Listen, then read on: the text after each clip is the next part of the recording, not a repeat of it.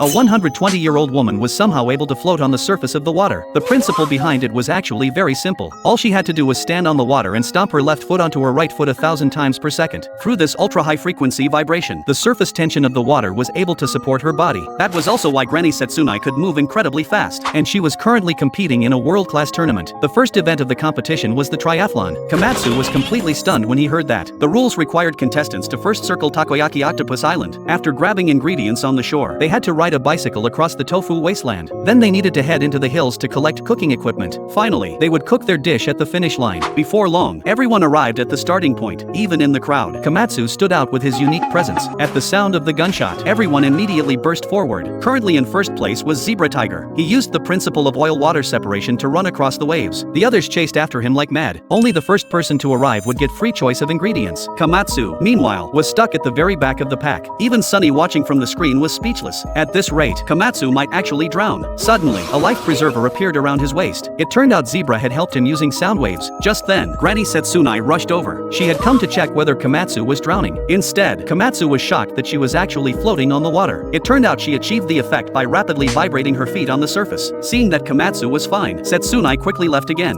Given Kamatsu's current speed, there was a high chance he would be eliminated for failing to secure any ingredients. But even though Kamatsu seemed this hopeless, there were still people who envied his talent. At that moment, the genius chef Branch was standing atop a building. The entire crowd erupted into cheers. However, Branch found them unbearably loud. With a single roar, a piercing sound wave tore through everything. All the spectators below were caught in it. Even the four heavenly kings couldn't escape unscathed. At this point, Kamatsu finally swam to shore. Suddenly, a sliding tackle came out of nowhere and knocked him flat onto the ground. To his surprise, the attacker was none other than his idol, Branch. Seeing his idol in person, Kamatsu hurriedly introduced himself. Branch had planned to ignore him, but his interest was instantly piqued. Wasn't this the chef the four heavenly kings claimed they could never defeat? Watching Kamatsu eagerly ask for an autograph, the four heavenly kings felt utterly humiliated, and Branch had already lost any desire to face Kamatsu in a direct match. The two arrived at the ingredient area at the same time. By now, only the leftovers remained. When Kamatsu began selecting ingredients, every single one of them begged to be stewed. They poured out their true feelings one after another. The sight left Branch completely stunned. Once again, his interest in Kamatsu was reignited. The two packed up their ingredients, preparing to settle the final showdown at the finish line.